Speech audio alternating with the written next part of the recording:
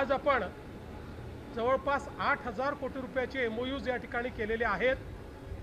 पण महत्त्वाचं आहे की अशा क्षेत्रातले सगळे MOUs आहेत की जी निश क्षेत्र आहे, जी नवीन क्षेत्र आहेत आणि ज्यांनी मल्टिप्लायर इफेक्ट ज्याला आपण म्हणू शकतो हा तयार होणार आहे। आणि म्हणून मला असं वाटतं की वेव्ज हा जो काही प्लॅटफॉर्म तयार झालेला आहे याला अनुरूप अशा प्रकारचे चांगले इन्व्हेस्टमेंट्स आपल्याला मिळालेले आहेत। याच्या व्यतिरिक्त अनेक लोकांशी या निमित्ताने चर्चा झालेल्या आहेत ज्या पुढच्या काळामध्ये फलदायी झालेल्या आपल्याला पाहायला मिळतील।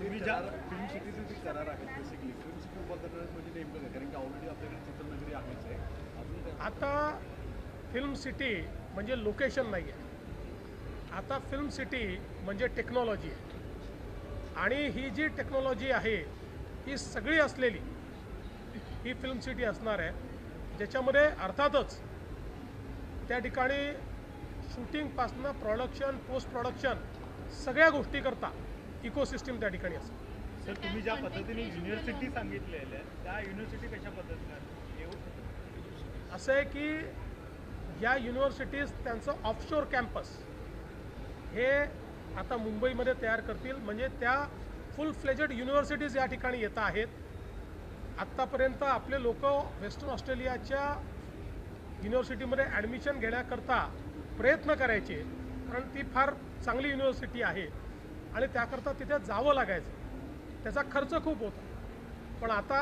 जे लोक जाऊ शकत नाही त्यांना तेच एज्युकेशन या ठिकाणी मिळणार आहे। ज्या पद्धतीने यजमानपद आपल्याकडे पुढच्या काळात पण राहणार असं सांगितलं गेलेलं आहे, बेसिकली याचा बेनिफिट जो अपेक्षित आहे तो महाराष्ट्राला होईल असं दिसतं तुम्हाला? म्हणजे आपण आज 8,000 कोटी सांगतात, आपण त्यापेक्षा अधिक होईल काय? कालपासनं मी या क्षेत्रातल्या ज्या लोकांची इंटरॅक्शन करतो आहे त्या सगळ्यांचं म्हणणं आहे की अशा प्रकारच्या एका प्लॅटफॉर्मची आवश्यकता होती, कारण आज फास्टेस्ट ग्रोईंग इकॉनॉमी जर कुठली असेल तर ती ही AVGCची जी इकॉनॉमी आहे ही फास्टेस्ट ग्रोईंग इकॉनॉमी आहे। सर्वात जास्त रोजगाराची संधी या इकोसिस्टीमने तयार होते आहे आणि याच्यामध्ये पहिल्यांदा भारताला लीड करण्याची संधी आहे, कारण कंटेंट क्रिएटर्स असतील ते सगळ्यात जास्त आपल्याकडे आहेत, कंटेंटचं कन्झम्पशन असेल ते आपल्याकडे सगळ्यात जास्त आहे आणि म्हणून त्याच्यामध्ये लीड घेणं